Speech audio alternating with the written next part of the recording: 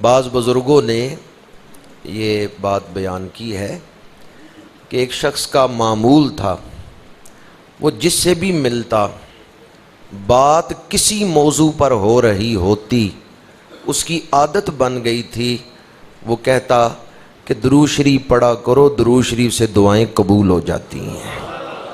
آپ دنیا کے کسی موضوع پر بات کریں، اس شخص کی عادت بن چکی تھی، وہ یہی مشورہ دیتا تھا، کیوں پریشان ہے، درود شریف پڑھیں، درود شریف سے دعائیں قبول ہوتی ہیں، درود پڑھا کرو، درود سے دعائیں قبول ہوتی ہیں۔ آپ میں سے کسی کا یہ معمول تو نہیں ہوگا، تو توجہ دیں اس بات پر کہ آپ اگر یہ جملہ بولیں گے نا کہ درود شریف پڑھو، درود شریف پڑھنے سے دعائیں قبول ہوتی ہیں، تو آپ بھی درود پھیلانے والوں میں شامل ہو جائیں گے۔ اس شخص کا پڑوسی ایک یہودی تھا۔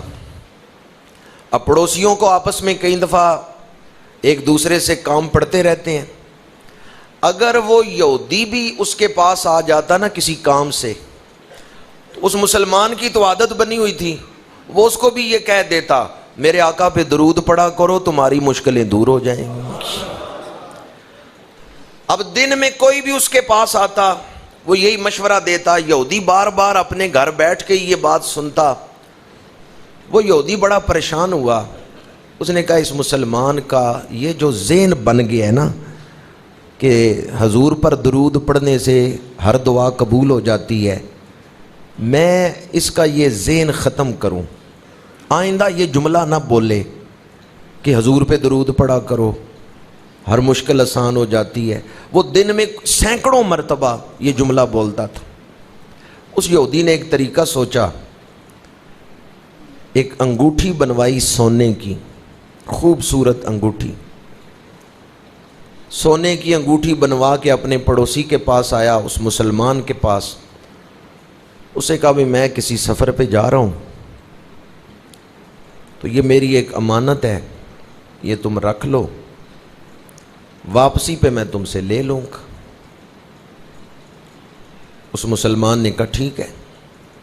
وہ انگوٹھی اس نے لے کے اندر سنبھال دی۔ وہ یہودی دیکھ رہا تھا کہ یہ گھر کے کس حصے کی طرف جاتا ہے اور کہاں اس کو سنبھالتا ہے۔ یہودی مل کے آ گیا، رات کو چور بن کے گیا اور تلاشی لی، انگوٹھی مل گئی، انگوٹھی چوری کر کے لے آیا۔ سفر پہ چلا گیا، انگوٹھی اپنے ساتھ ہی لے گیا۔ دریا پار کرنے کے لیے کشتی پہ بیٹھا تو سامان ادھر ادھر کرتے ہوئے اس نے جس تھیلے میں وہ انگوٹھی رکھی تھی، اس سے وہ انگوٹھی دریا میں گر گئی۔ لیکن اس نے پھر تلاش نہیں کی، سفر پہ چلا گیا۔ واپس آیا تو دوسرے دن ہی اپنے پڑوسی کے پاس گیا، کہنے لگا وہ جو میں نے انگوٹھی تمہیں دی تھی، وہ انگوٹھی مجھے واپس کر دو۔ اس یہودی کا تو ذہن یہ تھا کہ یہ مسلمان جو بار بار کہتا ہے حضور پہ درود پڑھا کرو، ہر مشکل آسان ہو جائے، کیوں پریشان ہو؟ کوئی بھی مسئلہ اس کے پاس لے کے آئیں یا کسی موضوع پر بات ہو، وہ آگے سے یہی مشورہ دے دیتا۔ یہودی اس کا یہ ذہن ختم کرنا چاہتا تھا، اور یہودی کو یقین تھا کہ انگوٹھی میں چوری کر کے لے گیا ہوں، آگے مجھ سے بھی وہ گر گئی ہے لیکن گھر میں موجود نہیں۔ اس نے کہا وہ میری انگوٹھی واپس کرو جو میں نے امانت رکھ کے گیا تھا۔ مسلمان نے کہا تم اتنا سفر کر کے کل ہی واپس آئے ہو، آج میرے گھر آئے ہو تو کچھ دیر بیٹھو، گپ شپ لگاؤ، سفر کے حالات بتاؤ۔ میں ابھی مچھلی خرید کے لایا ہوں، میری بیوی وہ تیار کر رہی ہے، تو مچھلی کھا کے تو پھر جانا۔ اتنی دیر میں اندر سے عورت کی آواز آئی، اس نے خامند کو بلایا۔ خامند اندر گیا تو عورت نے کہا میں مچھلی کا گوشت کاٹ رہی تھی، یہ اس کے پیٹ سے ایک انگوٹھی نکل آئی ہے۔ اس نے انگوٹھی دیکھی، بیوی نے کہا یہ اسی طرح کی انگوٹھی ہے جیسی ہم نے اس پڑوسی کی رکھی ہوئی ہے نا، یہ بالکل اسی ڈیزائن کی ہے۔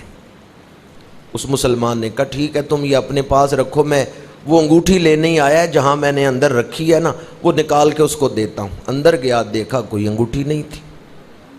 اس نے کہا اللہ نے میری مدد کی ہے، تو وہی انگوٹھی جو مچھلی کے پیٹ سے نکلی تھی وہ جا کے اس نے یہودی کو دی. یہودی رونے لگ گیا. اس نے کہا بتاؤ یہ انگوٹھی کہاں سے آئی ہے؟ اس مسلمان نے کہا بھی واقعہ کا مجھے نہیں پتا کہ پیچھے راز کیا ہے. میری بیوی مچھلی کا گوشت کاٹ رہی تھی تو اندر سے اس کے پیٹ سے یہ انگوٹھی نکل آئی ہے. اس یہودی نے کہا مجھے کلمہ پڑھاؤ. میں اس رسول کا کلمہ پڑھتا ہوں جن پر درود پڑھنے والے کو وہ رسوا نہیں ہونے دیں.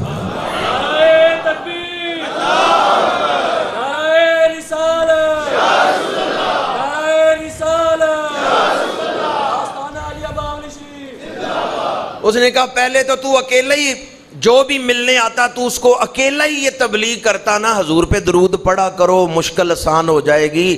اب میں بھی تیرے ساتھ یہی تبلیغ کروں.